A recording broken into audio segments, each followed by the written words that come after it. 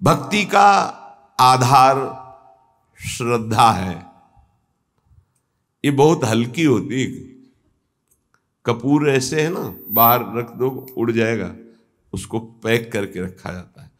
ऐसे गुरु श्रद्धा, इष्ट श्रद्धा, इसे बहुत छुपा के रखा जाता है। जीव देहाभिमानी है, उसको जहां थोड़ा भी गुरु का प्यार प्राप्त हुआ, इष्ट का प्यार बताना शुरू कर दिया। आज स्वप्न में हमने देखा था ऐसा, हो भगवान आए थे, ऐसा आए थे, वैसा।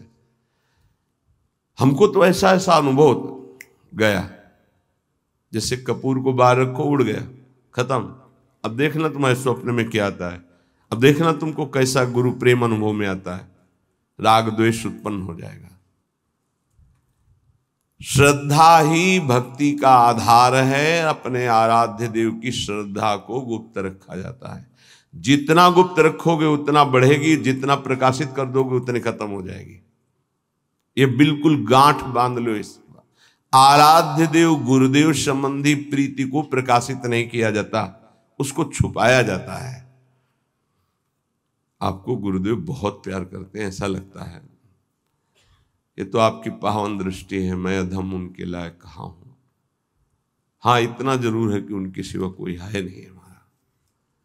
ऐसे आराध्य देव इष्ट देव के बाद इतनी बात, उनकी कृपा का बार बार अंतर में स्मरण, तो वो बोलना नहीं, अगर बोल दिया तो वहीं से आप देख लेना, स्मरण खत्म हो जाएगा, वो प्रभाव खत्म हो जाएगा, स्वप्न आना खत्म हो जाएगा। आपकी जागृत अवस्था में वो चिंतन वृत्ति नहीं रहेगी, चाहे इष्ट की हो या गुरुदेव की। आगे बहुत महिमा की बात कर रहे हैं। श्रद्धा दो प्रकार की होती है, एक जड़ श्रद्धा, एक विचार युक्त श्रद्धा। जड़ श्रद्धा में बहुत जल्दी भगवत प्राप्ति होती है। हमें कुछ पता नहीं संसार क्या है, कुछ पता नहीं स्वरूप क्या है, हमें कुछ नहीं जानना कि ज्ञान मार्ग क्या है, कर्म योग मार्ग क्या है, या अमुक अमुक, मुझे कुछ नहीं जानना। नहीं तो क्या, बस मेरी प्रिया जो, इसे जड़ श्रद्धा कहते हैं। कुछ नहीं जानना हमको, हमारी श्यामा जो, राधा राधा राधा राधा बोले, इनको बहुत जल्दी भगवत प्राप्ति होती है, क्योंकि बहुत विचित्र बुद्धि का विलास है। विद्वता आ जाए तो बहुत खतरा है। ज्यादा जानकारी, ज्यादा विद्वता खतरा है, वो संसार में फंसा देगी। जिसको ये है कि मुझे कोई ज्ञान नहीं, बस मेरी प्रिया जो, मेरी प्रिया जो, बहुत जल्दी भगवत प्राप्ति हो जाएगी। एक होती विचार युक्त, ज्ञान विज्ञान संपन्न विचारवान। ये जो जड़ श्रद्धा वाला है, यदि इसे कुसंग मिल जाए तो बड़ी जल्दी नष्ट भी हो जाएगा। ये ध्यान रखने का विषय है। जड़ श्रद्धा से बहुत जल्दी भगवत प्राप्ति होती है। जड़ श्रद्धा में ये लो, तुम्हारे ठाकुर जी हैं, सिलपिल्ले बाई को पत्थर का टुकड़ा दे दिया, उसी से भगवत साक्षात्कार हो गया। कितने ऐसे महापुरुषों का वहां विचार थोड़ी है कि ये तो पत्थर का टुकड़ा दिया, कोई आकृति नहीं, कोई शालिग्राम नहीं, कोई नर्मदेश्वर नहीं, गुरुजी ने हमको तो फुसला दिया, फुसला दिया। ये जड़ श्रद्धा में विचार नहीं, एक है विचार युक्त श्रद्धा, एक है जड़ श्रद्धा। इससे बहुत जल्दी भगवत प्राप्त। एक संत भगवान को देखा कि वो एक तौलिया, बड़ी तौलिया, उसमें सैकड़ों छेद थे और बहुत पुरानी और मलिन थी कि अगर शायद ऐसे करो तो नुच जाए, वो ऐसे सर पे डाले रहते थे। प्रायः हम उनको उसी में देखते। तो एक दिन कहा, ये तौलिया पुरानी हो गई, नई मंगा दे आपको। तो उन्होंने कहा, नहीं नहीं, ये तौलिया आप जानते हो, हमारे गुरुदेव की है, गुरुदेव ने दिया था। क्या अद्भुत गुरु निष्ठा! गुरु ने अपने प्रयोग की हुई तौलिया दे दी तो जीवन भर ऐसे। ब्रह्मावर्त बिठूर में एक आश्रम में उन संत भगवान का हमें नाम स्मरण नहीं, दर्शन करने गए थे, तो गुरु की लंगोटी से गुरु की पादुका छाती में हर समय बांधे रहते। ऐसा श्री सीताराम ओंकारनाथ जी महाराज की भी जो स्वरूप में पाया गया कि वो अपने गुरु की पादुका यहां बांधे हुए थे। नवीन नवीन प्रश्न किया कि ऐसा, बस उन्होंने इतना ही कहा कि इससे हमारे हृदय में रहता है मेरे गुरुदेव मेरे छाती से लगे। इसे जड़ श्रद्धा कहते हैं। विचार की जरूरत नहीं है। गुरु प्रसादी गुरु वस्तु, इष्ट प्रसादी इष्ट वस्तु, ये जीवन बन जाता है, ये जीवन हो जाता है, उसमें विचार की जरूरत नहीं। बिना ही विचार करी शुभ जानी। हमारी आसक्ति इतनी हो जाए कि विचार करने की गुंजाइश न रह जाए इष्ट और गुरु में। लेकिन ऐसे साधकों के लिए गिरने की भी बहुत चांस जोरदार होते हैं। तुम देखो ना, तुम्हें कोई ठाकुर जी दिए हैं क्या? ये पत्थर है, तुम्हें फुसला दिया, अच्छा तो अब विचार रहित है, विचार जागृत नहीं हुआ तो भटक भी सकता है। पूज्य बाबा कह रहे हैं उपास्य के विषय में यदि कोई तर्कना करने वाला मिले तो उससे भाग पड़ो। उपास्य देव गुरुदेव के संबंध में यदि कोई तर्कना उपस्थित करे तो ऐसे व्यक्ति से तत्काल दूरी बनाओ, नहीं तो वो आपकी श्रद्धा का अपहरण कर लेगा। यदि उपास्य देव के सेवा सुख की चर्चा, उनकी लीला की चर्चा तो ठीक है, उपास्य देव के विषय में कोई तर्क वाली बात नहीं सुननी है। उपासना में भारी विघ्न पड़ जाता है जब तार्किक पुरुषों का संग जड़ श्रद्धा वाले को हो जाता है। बहुत विचित्र खेल है, बहुत संभलना है, बहुत विवेक की बात है। बिल्कुल संग छोड़ देने, जड़ श्रद्धा में फिर फर्क पड़ जाएगा। विचारवान तो अपने को संभाल लेगा, लेकिन जड़ श्रद्धा वाले में फर्क पड़ जाएगा। और अगर जड़ श्रद्धा पुष्ट हो गई तो भगवत प्राप्ति हो गई। उपासना में जो विघ्न है वो सबसे बड़ा तार्किक पुरुषों का संग है। पूज्य बाबा गुरुदेव के बताए मंत्र, गुरुदेव के दिए उपास्य देव और गुरुदेव की दी हुई साधना में किसी का हस्तक्षेप बर्दाश्त न करे। इस बात को बहुत जोर से पकड़ लीजिए यदि मंगल चाहते हो तो। गुरुदेव के बताए हुए मंत्र, गुरुदेव के दिए हुए इष्ट देव और गुरुदेव की बताई हुई उपासना साधना में कभी भी किसी भी तरह का हस्तक्षेप बर्दाश्त न करें। बहुत को बहते देखा ऐसे प्रवाह में बहते हुए कि वो पकड़ में नहीं आ रहे, चले गए, संसार की दलदल में पुनः फंस गए। कभी भी ऐसे तार्किक पुरुषों का संग न करे जो आपकी उपासना का खंडन कर रहे हो। ये गांठ बांध लीजिए, बहुत हानि हो जाती है, अश्रद्धा हो जाती है। बहुत संभालना है क्योंकि बहुत कोमल श्रद्धा होती है। ये सूक्ष्म विषय सत्संग है, इसको अच्छे से समझना। हमारा भाव बढ़ता चला जाए, तार्किक पुरुषों के द्वारा भाव घट जाता है और यहां तक कि नष्ट भी हो जाता है। जो विचारवान भक्ति वाले होते हैं उनको बहुत विलंब से भगवत प्राप्ति होती है, पर उन विचारवानों को जल्दी कोई भ्रष्ट नहीं कर सकता।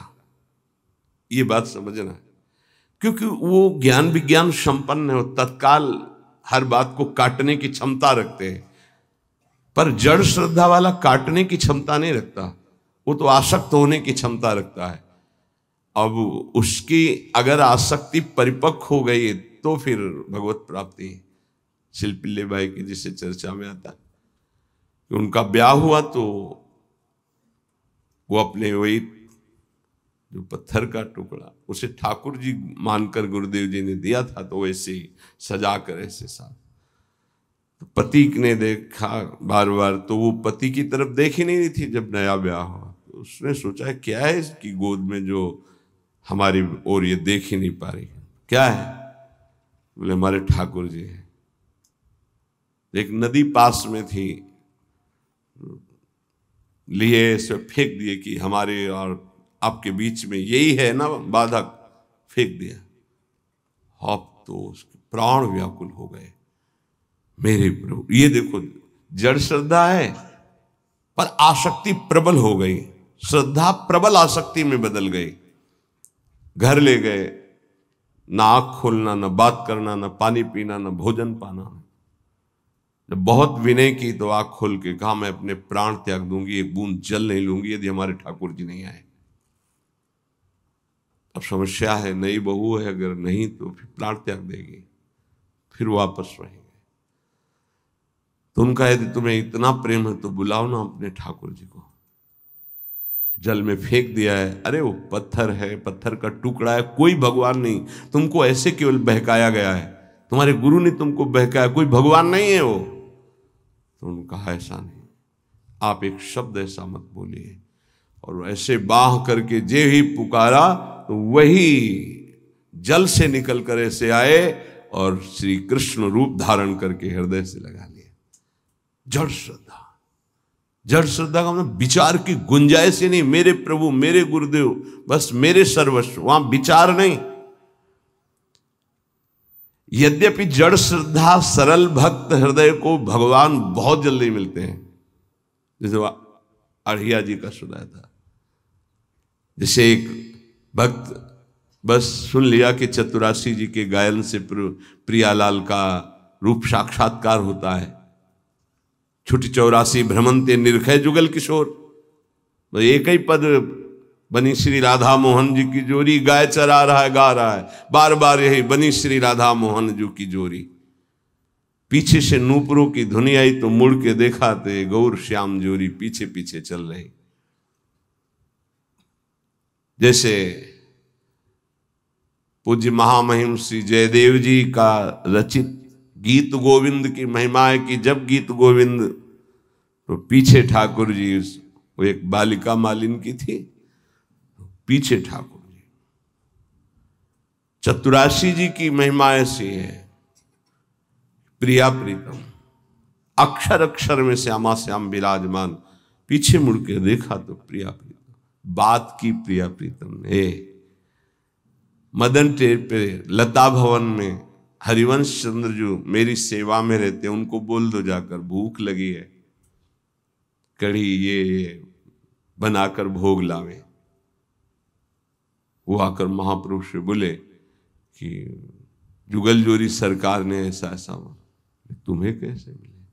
बोले पद गा रहा था, बनी श्री राधा मोहन जो की जोरी, इंद्र नीलमणि श्याम मनोहर, 7 कुंभ तन गोरी, पीछे देखा नूपुरों की झनकार तो प्रिया प्रीतम।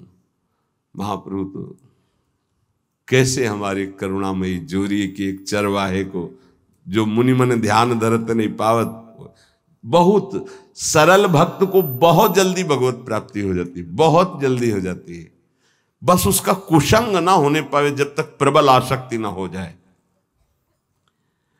सरल भक्त को इन विचारवान तार्किक जनों का संग नहीं करना चाहिए, इससे उनकी श्रद्धा में शिथिलता आ जाएगी, अनुभव शून्य हृदय होने लगेगा, कृपा जो हुई है उसका भी अनुभव नहीं होगा। बहुत बचो संग से। इसीलिए कहते हैं कि अपनी दिनचर्या करो, कमरे में घुस के बैठ जाओ, नाम जप करो, पढ़े रहो, मिलो मत किसी से। ये जो कह रहे हैं इसका मतलब समझो, बाहरी हवा लगेगी, आंतरिक निष्ठा में फर्क पड़ जाएगा।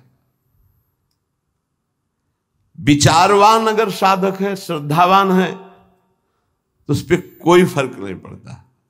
जैसे विचारवान साधकों से बहुत तर्क किया जाता है, हे शास्त्र, वो शास्त्र, वो शास्त्र की बातें, दौड़ा दौड़ा के उनको वहीं खड़ा कर दिया जाता है। आखिरकार रस का स्वरूप क्या है वो अपने आप। पर ये सब बुद्धि की दौड़ भाग है, विश्राम मिलेगा सरल भाव से। संत सरल चित जगत हित जान स्वभाव सने। भागते भागते जब थक जाता है तब भगवान की शरण में आता है। आना तो पड़ेगा ही, हरि शरणम सनकादि बोलते हैं तो औरों की बात क्या।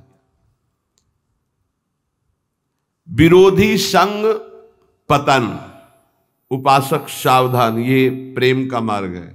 विरोधी संग से बहुत बचना चाहिए। जैसा संग होता है वैसा रंग चढ़ने लगता है। ये 9 स्वरूप हैं जो ये 9 हैं तो आप पूर्ण शरणागत हो गए।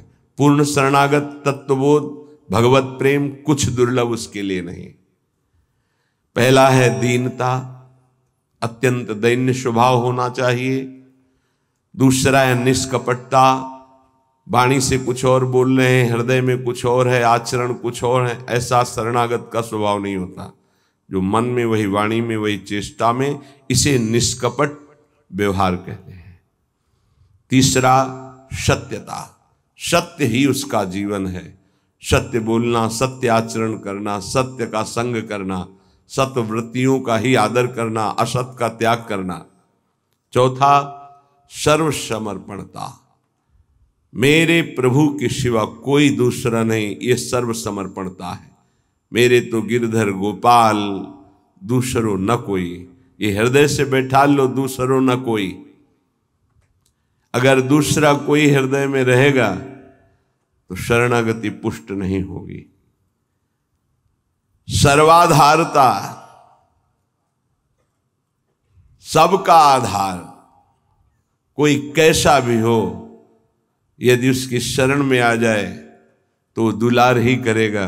भगवान का जो शरणागत है, सर्वाधारता, सबका आधार। जैसे पृथ्वी ऐसे वो भक्त सबका आधार। घोर से घोर पापी नीच से नीच आ जाए। जैसे कई ऐसे विक्षिप्त चित्त से संतों का सानिध्य प्राप्त करते हैं और समाधिस्थ चित्त वाले हो जाते हैं। ये सर्वाधारता, भगवान का शरणागत सबका मंगल करने की सामर्थ्य रखता है। किसी से हमारा वैर नहीं, कोई हमारे घृणा नफरत का पात्र नहीं। जैसे कोई कुछ बातें ऐसी होती हैं जिनको नहीं समझने के कारण लगता है ये सपोर्ट क्यों करते हैं। जैसे वो कह रहा है कि मुझे अमुक अमुक वस्तु चाहिए, मैं भजन करूं। हाँ हाँ पक्का मिलेगी, तुम भजन में लगो। किसी भी तरह से सकाम हो या निष्काम हो, मेरे प्रभु से जुड़ जाए, उसका मंगल होता है। श्री सुखदेव जी परीक्षित जी से कहते हैं, काम, स्नेह, क्रोध, लोभ, किसी भी तरह से द्वेष, वैर, कैसे भी मेरे प्रभु से जुड़ जाए। वृत्तियां सच्चिदानंद से जुड़ती, इसलिए सच्चिदानंद की प्राप्ति उसकी हो जाती है। ये बड़ा सूक्ष्म विषय, बाहरी व्यवहारिक नहीं समझ। सर्वाधारता, कोई भी किसी भी भाव से आए, उसका आधार भक्त होता है। चिंता मत करो, भगवान बड़े कृपालु हैं, बहुत जल्दी परम मंगल हो जाएगा। सकामता से अगर प्रभु के चरणों में गए तो निष्कामता आने में देर नहीं लगेगी। अगर निष्कामता सत्संग से प्राप्त हो गई तो भगवत साक्षात्कार के लिए अब ज्यादा समय नहीं रह गया। निष्कामता में भगवत साक्षात्कार होता है। सकामता से प्रभु से अगर हम जुड़े तो निष्कामता अवश्य प्राप्त हो जाती है, क्योंकि मेरे प्रभु का प्रभाव ऐसा है। इष्ट देव का पूर्ण विश्वास, छठवां। सातवां सर्वा आराध्यता, अपने आराध्य देव में इतना तन्मय है कि सब उसकी आराधना करते हैं। ये शरणागत का लक्षण है, सब उसे प्यार करने लगते हैं। सर्वा आराध्यता, ये सद्गुण प्रकाशित होता है। जैसे सर्वाधारता, सबका आधार, ऐसे सर्वा आराध्यता, उसके ऐसे सद्गुण प्रकाशित होते हैं। उसका ऐसा प्रभाव स्वभाव कि सब उसकी आराधना करते हैं। आठवां इष्टानन्यता, एक भरोसो, एक बल, एक आस विश्वास। नवां निज स्वरूप विस्मरण, अपनी भी याद गई, केवल अपने इष्ट देव की याद। देखो वेदांत में निज स्वरूप स्मरण, प्रेम में निज स्वरूप विस्मरण। मैं श्यामा श्याम की सेवा कर रहा हूं, कई बार सत्संग में कहा अगर शब्द पकड़ाओ, उपासक की जब सेवा सिद्ध होगी तो मैं सेवा कर रहा हूं ये गायब हो जाएगा। केवल सेवा और सेव्य, सेवा हो रही, सेव्य, मन सेव्य, बुद्धि सेव्य, चित्त सेव्य, इष्टाकार वृत्ति, अपनी हूं सुधि ना रही, एक रहो नंदलाल। तो इष्ट देव का निरंतर जो चिंतन करते हैं, सत्संग करते हैं भगवत प्रेमी महात्माओं से, तो उनको ये 9 प्रकार की शरणागति पूर्णता कराने वाली प्राप्त हो जाती है। फिर तो इतना आनंदमय जीवन होता है जैसे खाण का खिलौना है, चीनी का, दीपावली में वो प्रकाशित होता है, घोड़ा बने हुए और उसमें बैठे हुए, तो चाहे जहां से शुरू करो मीठा ही मीठा है, उसमें मीठा ही है, दूसरा कुछ नहीं है। ऐसे ही उपासक को संपूर्ण विश्व आनंदमय अनुभव होने लगता है, क्योंकि भगवदाकार वृत्ति है, इष्ट के सिवा कोई नहीं। उसका उठना बैठना चलना फिरना खाना पीना सोना जागना सब आनंदमय होता है। और यही हम चाहते हैं कि हम सर्वानंदमय हो जाए, लेकिन भोगों को भोगने से नहीं, संसार के चिंतन से नहीं, रुपया के बल से नहीं, बुद्धि के बल से नहीं, भगवत भक्ति के प्रभाव से सर्वानंदमय हो जाएंगे, 10 दिशाएं आनंदमय हो जाएंगे। नाम जपत मंगल दिशि 10 दिशाएं उसके लिए मंगल भवन हो जाएंगी, जो नाम जप कर रहा है, भगवान के चिंतन में है। बड़ा उपहास करने की चेष्टा की महाप्रभु चैतन्य देव की। काशी में विराजमान अपने मठ में, जहां हजारों शिष्य वेदांत दर्शन के अनुसार चलने वाले, ब्रह्मबोध की स्थितियां, जब महाप्रभु चैतन्य देव का यश प्रकाशित हुआ तो सुना एक सन्यासी होकर नृत्य करते हैं, कीर्तन करते हैं, ऐसा सभाओं के बीच में ऐसा नगर कीर्तन होता है, घर में बंद करके दरवाजा कीर्तन होता है, भगत लोग खूब अच्छे अच्छे पदार्थों का भोग लगाते हैं। बड़ा उपहास का भाव उनके अंदर आया, सन्यासी होकर ये नाचते हैं गाते हैं, ऐसा इनको तो एकांत में बैठ करके समाज चिंतन शून्य होकर आत्मस्वरूप में स्थित होना चाहिए। ये व्यवहार, ये तो प्रारंभिक भक्ति के साधकों का होता है, ऐसा नहीं होना चाहिए। जो प्रेम की महिमा नहीं जानते हो, चाहे जितने बड़े ज्ञानी हो, उनकी भाषा बदल जाएगी। प्रेम एक अलौकिक दिव्य भगवत तत्व को भी अधीन करने वाली सामर्थ्य का नाम है। जहां भगवान की भगवत्ता का विस्मरण कर दे, जीव के जीवत्व का विस्मरण कर दे। अभी अहम ब्रह्मास्मि की सिद्धि वाले कैसे जाने? इन्होंने लिखा एक पत्र में महाप्रभु को कि जो कबूतर है वो कंकड़ चुनता है, बाजरा आदि चुनता है, इतना उसके अंदर विकार होता है। अच्छे अच्छे पदार्थ पाने वाला क्या निर्विकार हो सकता है? क्या ये संन्यास धर्म है? ऐसे कई बातें हैं। महाप्रभु के पास एक से एक सार्वभौम विद्वान विराजमान, भट्टाचार्य एक से एक विद्वान। कैसा सन्यासी, कैसे कैसे शब्दों का प्रयोग कर रहा है।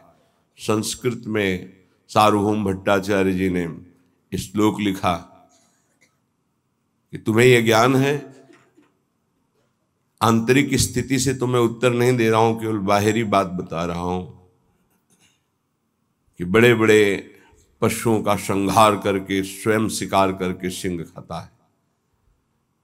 कहीं कहीं आता है जीवन में एक बार संतान उत्पत्ति करता है, कहीं कहीं आता है वर्ष में एक बार।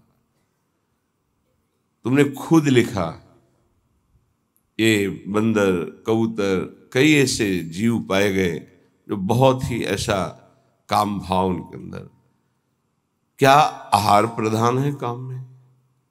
क्या बाहरी दृश्य से किसी की स्थिति जानी जा सकती है? पर उनको अपने ज्ञान के आगे कुछ समझ में नहीं। सार्वभौम भट्टाचार्य का प्रभु आदेश कीजिए पूरी काशी में सबको बैठाल कर अगर इनको परास्त न कर दे तो बता। बहुत अद्भुत विद्वान सार्वभौम भट्टाचार्य जी। एक कोई ग्रंथ था, उसका नाम हमें याद नहीं है। उस समय ना तो कोई ऐसे छापे थे कि छप जाए, और उस बड़े मोटे ग्रंथ को उनको प्राप्त करना था। तो गए तो वहां उनसे प्रार्थना की कुछ दिनों के लिए हमें दे दो। बोले कदापि नहीं। तो उनका फिर एक बार सुना दो हमें। उनका हाँ ये हो सकता है। एक बार सुनने मात्र से पूरा प्रारंभ से लेकर विश्राम तक पूरा ग्रंथ कंठस्थ कर लिया। ऐसे विद्वान महापुरुष। महाप्रभु से कहा प्रभु आपके विषय में इनको हम काशी में जाके पढ़ा। महाप्रभु ने कहा नहीं, ये हमारी भक्ति का स्वरूप नहीं है। संयोगवशात कृपालु महाप्रेम स्वरूप चैतन्य देव जी काशी पधारे। अब एक भगत जो प्रबोधानंद जी से भी परिचय रखता था और महाप्रभु की सेवा में भी, वो नजदीक गया और कहा कि प्रभु पधारे हैं, चैतन्य देव आप कृपा करके मिल ले। वो इसलिए मिलाना चाहते थे कि बहुत अच्छे संत हैं, पर इनके मन में ऐसी भावना वेदांत को लेकर जो आई है, तो ये समझें कि वेदांत ही सर्वस्व नहीं, वेदांत के ऊपर भी कोई रस है जिसका नाम प्रेम है। उन्होंने कहा मुझे किसी से मिलने की आवश्यकता नहीं, मना कर दिया। श्रीपाद प्रबोधानंद, उस समय प्रकाशानंद सरस्वती नाम था। भक्त ने पहले चैतन्य महाप्रभु को प्रार्थना के द्वारा राजी किया कि प्रभु यदि श्रीपाद निमंत्रण दे दें तो आप कृपा करके उनकी सभा में पधारेंगे। तो प्रभु श्रीपाद पर कृपा करना ही चाहते थे। ये महापुरुषों का स्वभाव होता है कि जो उनकी निंदा, अवहेलना, अपमान करे उसका परम मंगल कर दें। ये उनका स्वभाव होता है, कोई नहीं जान पाएगा इस स्वभाव को। श्रीपाद से कहा हमारी इच्छा है कि हम आप सब संतों को प्रसाद भोग पवाएं और एक संत संगोष्ठी हो जिसमें महाप्रभु चैतन्य देव भी पधारे। उनका हाँ इसमें मुझे कोई परेशानी नहीं, क्योंकि वो हमारे यहाँ आएंगे। मान बड़ा सूक्ष्म विषय होता है। इतना बड़ा ज्ञानी महात्मा और मान को अभी बांधे हुए हैं, यही बहुत मुश्किल होता है। तभी बड़े संतों ने कहा है कंचन तजना सहज है, सहज त्रिया का नेह, मान बढ़ाई ईर्ष्या दुर्लभ तजनाए। ईर्ष्या से प्रेरित होकर निंदा की और मान के अधीन होकर उनके चरणों में नहीं गिरे जाके। जब ये कि हमारे आश्रम आएंगे तब उन्होंने कहा फिर को तो कोई बात नहीं, आने दीजिए। और उनको था कि सभा में बैठ करके हम उनको इस तरह की चेष्टाओं के लिए उनको कहेंगे तो वो खुद मानेंगे कि गलती है। बड़े ऊंचे मंच पर सभा बनी, सब संतों के गिरदे लगे हुए हैं, सब भगवत स्वरूप महात्मा होते हैं। सब इंतजार कर रहे थे केवल चैतन्य देव पधारे और शास्त्रार्थ शुरू हो। महाप्रभु तो प्रेम की साक्षात, जहां वो उच्च स्वर में बोलते थे अमार प्राणनाथ कृष्ण, तो ऐसा लगता था कि प्रेम फैल रहा है, वर्षा हो रही। कोई ऐसा नहीं होता हा कृष्ण ना बोल दे। अमार प्राणनाथ कृष्ण, मेरे प्राणनाथ कृष्ण, नाम कीर्तन के बीच में जोर से महाप्रभु बोलते थे। दैन्यता तो कूट कूट के भरी हुई, क्योंकि स्वयं प्रभु हैं। प्रेम शिथिल शरीर, नेत्र घूर्णी प्रेम मद से, जैसे प्रियाजू की अंग कांति ऐसे महाप्रभु चैतन्य देव की अंग कांति। गौर वर्ण देखे तो लुभायमान हो जाए, ऐसे कमल नयन, विशाल नेत्र। जो ही पधारे तो किसी को कहना नहीं पड़ा कि खड़े हो जाओ। जितने सब थे उनकी रूप माधुरी को देखते ही खड़े हो गए। श्रीपाद फिर भी नहीं, कहा बैठो बैठो, आने दो ना उनको।